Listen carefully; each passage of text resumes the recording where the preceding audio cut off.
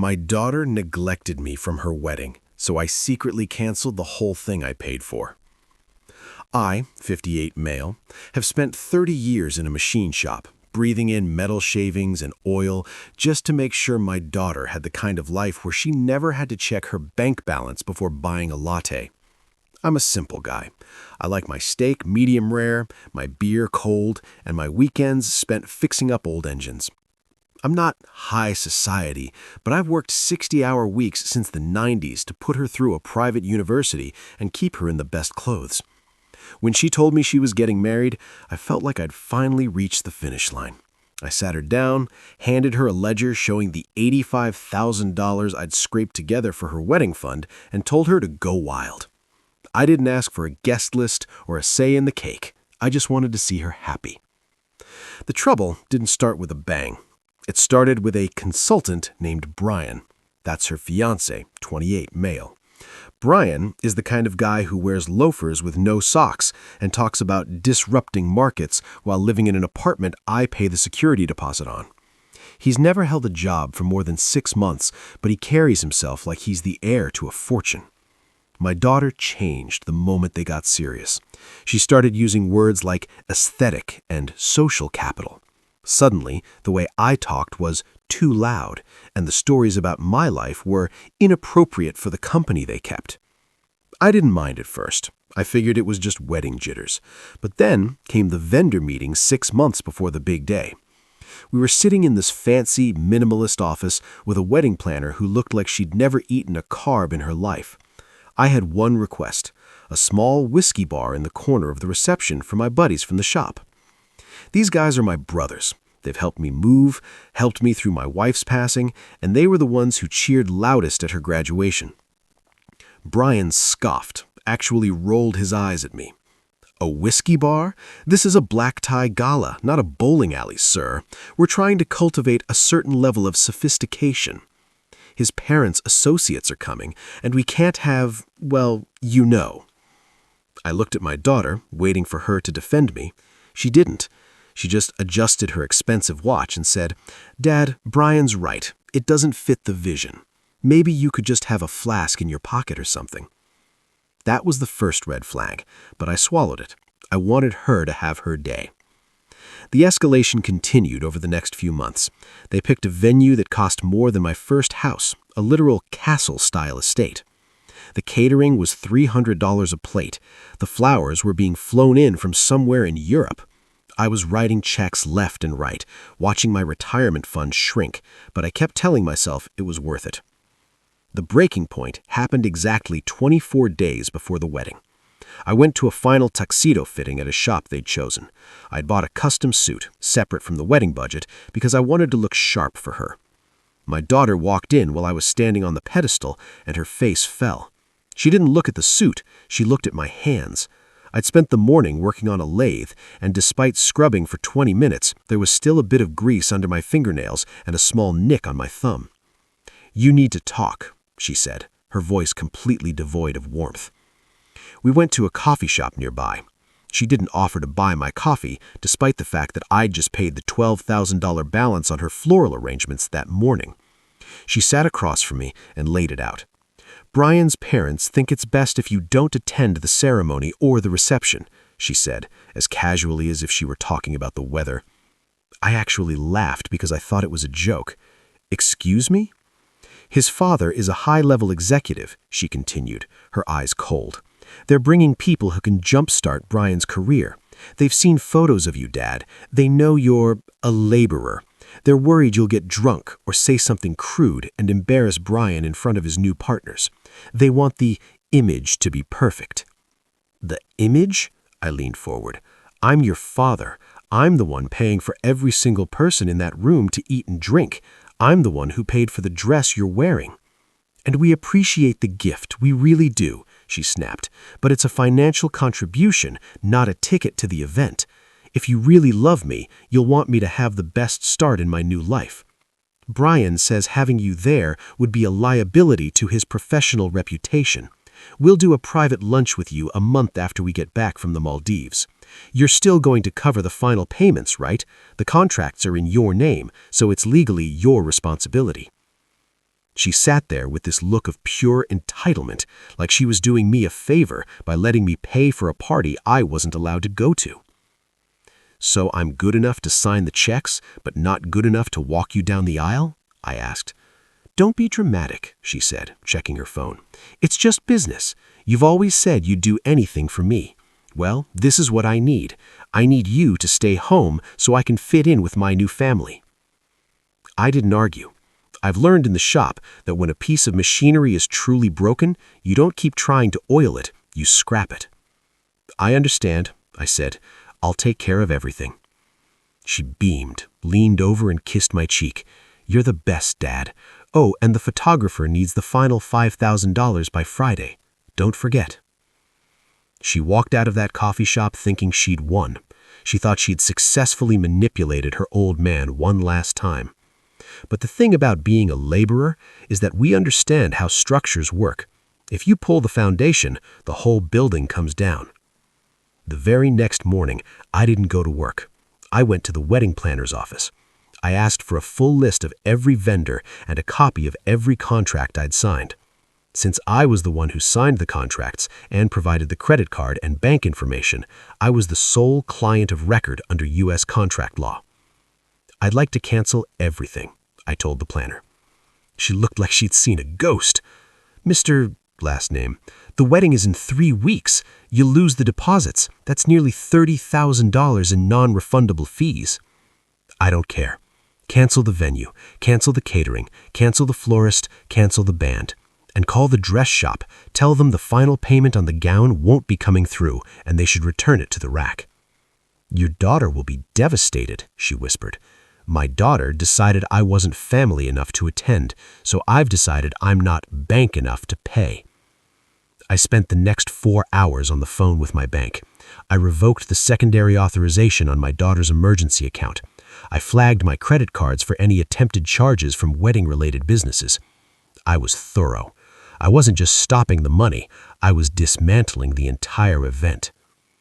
The fallout started about 6 hours later. My phone didn't just ring, it exploded. I had 47 missed calls from my daughter and 12 from Brian. I ignored them all until I was sitting comfortably on my porch with a cold beer. Finally, I picked up. "What did you do?" she screamed. "The venue just called. They said the reservation is void. The caterer said our menu is canceled. Dad, fix this now." "I did fix it," I said calmly. I realized that since I wasn't invited, it would be crude of me to be involved in the wedding at all. I wouldn't want to embarrass Brian by having my name on the bills for his high society friends. It's better this way. Total social capital move, right? "You're a monster," she shrieked. "This is our life. We've already sent out the invitations. Brian's parents' friends have already booked flights." "Then I guess Brian's parents can pay for a new venue," I said. "They're the ones with the associates and the reputation. Let them handle the $60,000 balance." Brian grabbed the phone. "Listen to me, you old drunk. We have a verbal agreement. You promised to pay for this wedding. In this country, that's a binding contract. If you don't call those vendors back and reinstate everything in the next hour, I'm calling my lawyer and we're suing you for everything you have. You'll be living in a tent by the time I'm done with you." I actually did laugh then. "Brian, you haven't held a job in a year. You can't afford a lawyer to sue for a sandwich, let alone a civil suit against a man with a clean title on his house and a mountain of signed contracts that say I have the right to cancel. And as for a verbal agreement, good luck proving that in court when I have a recording of your fiancé telling me I'm not invited to the event I'm paying for." Yes, I live in a one-party consent state, and I'd recorded the coffee shop conversation on my phone just in case. Always have a backup plan. That's shop rule number 1. They showed up at my house an hour later. Brian was wearing one of those expensive suits I'd probably indirectly paid for, and he looked like he was ready for a fight. He tried to push his way through my front door, acting like he owned the place. "Give us the credit card, you pathetic loser," he spat. "You're not going to ruin our future because you got your feelings hurt. Give me the card and we'll forget this happened." I didn't move. I'm a big guy, and 30 years of lifting heavy machinery beats 6 months of Pilates anytime. "Get off my porch, Brian. Now." "Or what?" he challenged, stepping into my personal space. "You'll call the cops? Go ahead. I'll tell them you're having a mental breakdown and you're a danger to yourself. We'll have you committed and I'll take control of your estate." That was his big mistake. He thought he was in a movie. He thought a blue-collar guy wouldn't know his rights. "Actually," I said, pointing to the Ring camera on my doorbell, "I've got you on video trying to force entry and threatening to falsely imprison me. And since you mentioned the police, I've already called them. They should be here in about 2 minutes." His face went pale. He tried to backtrack, but my daughter started crying, real ugly sobbing. "Dad, please, just pay for the venue. We'll let you sit in the back. We'll even let you stay for the first dance. Just don't do this to me." "The back?" I shook my head. "You really don't get it. It's not about the seat. It's about the fact that you were willing to sell your father out for a social networking opportunity. You didn't just want my money, you wanted me to disappear. Well, congratulations, you got your wish." The police arrived, and because I was the homeowner and Brian was clearly the aggressor, they were escorted off the property. I filed a domestic incident report just to have the paper trail. The dirty tricks didn't stop there. Over the next week, they tried everything. Brian's parents actually called me, people I'd never met. The father tried to alpha me over the phone. "Look here," he said in this deep, fake, important voice. "You're being incredibly selfish. My son's reputation is on the line. We have people coming from out of state. If you can't afford the wedding, you should have said so, but to cancel it out of spite is low class.